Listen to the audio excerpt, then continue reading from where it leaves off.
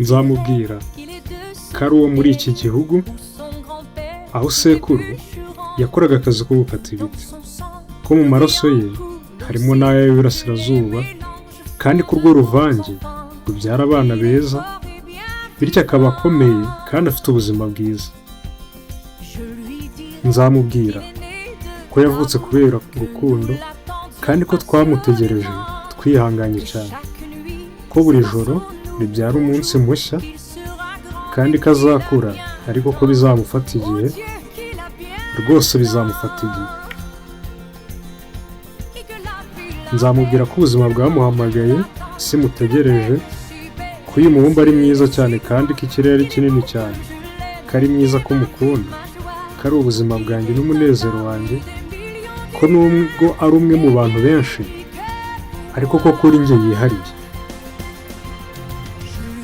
Nzamubwira ko hano ibintu byose ari isomo, ibyiza, ibibi ndetse n'ibyishimo, ko adakwiriye gutakaza indoro ye nziza y'ibibondo nubwo yahura n'ibibazo, kandi ko yazajya akoresha umutima nawe. Nzamubwira kugira ubwenge kandi akirinda, ko yakwegera urubura n'umuriro, ko yagerageza byose ariko ntabigiye iki cyose, ko kubikora gutya ari bibi cyane kuruta kuba igihe gito.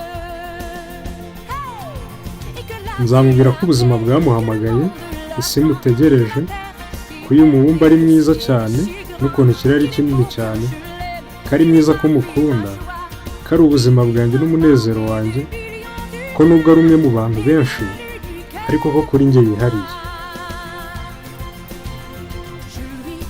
Nzamubwira indirimbo n'imivugo, ko urukundo rugira inkuru yarwo, ko ibyishimo ari nk'urubuto rubibwa, ko urukundo n'ubuzima bitagurwa, kandi ko nta bukire bubiruta.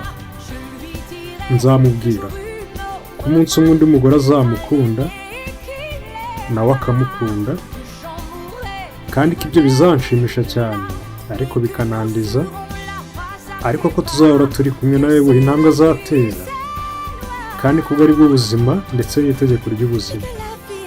Nzamubwira ko ubuzima bwamuhamagaye, isi mutegereje, ko uyu mubumbe ari mwiza cyane n'ukuntu ikirere ari kinini cyane, ko ari mwiza, ko mukunda, ko ari ubuzima bwanjye n'umunezero wanjye, ko nubwo ari umwe mu bantu benshi ariko ko kuri njye yihariye.